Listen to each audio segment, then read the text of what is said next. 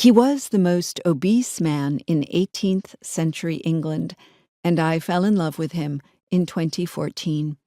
Obesity wasn't my term. It belonged to Dr. Cheyne's biographer and other more established historians who used it easily and for whom it was merely descriptive, with no contemporary ripple. I tried to be careful about these types of words. I focused on words, ideas, rather than facts. I asked myself daily if words were political, dated, or postmodern, if they were feminist enough or if they were not. I asked myself at night, too, when I lay awake, second-guessing myself. My job was to undo concepts, as if I were breaking apart a machine, to find truth in ambiguity.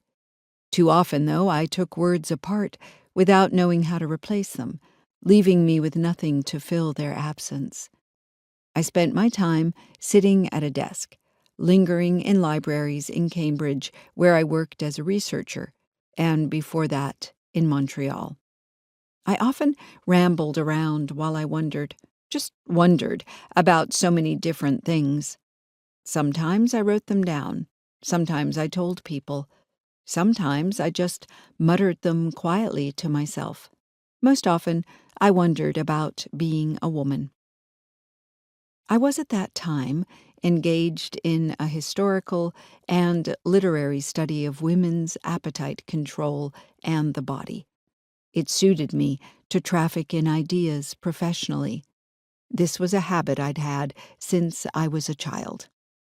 When I was 11, I'd read a picture book about eating disorders, the sort of large cardboard how-to discovery book you could hold tightly against your chest and cover your torso with completely as you walked down the hallway, both hiding the front cover of your book and your budding awareness of the pains of being in a female body.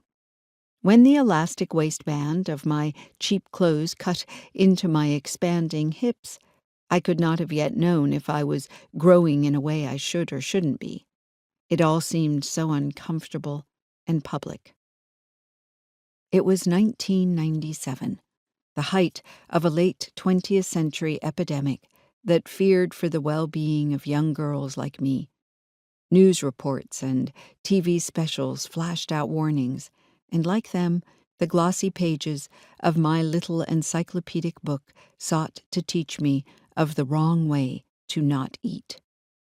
An authorless, didactic voice, an earworm. This is what anorexia is. This is what bulimia is. This is the type of girl who is prone to anorexia. This is the type of girl who, slightly less admirable than her counterpart, is usually bulimic. This is the sadness of their families and the conflicts of their friendships.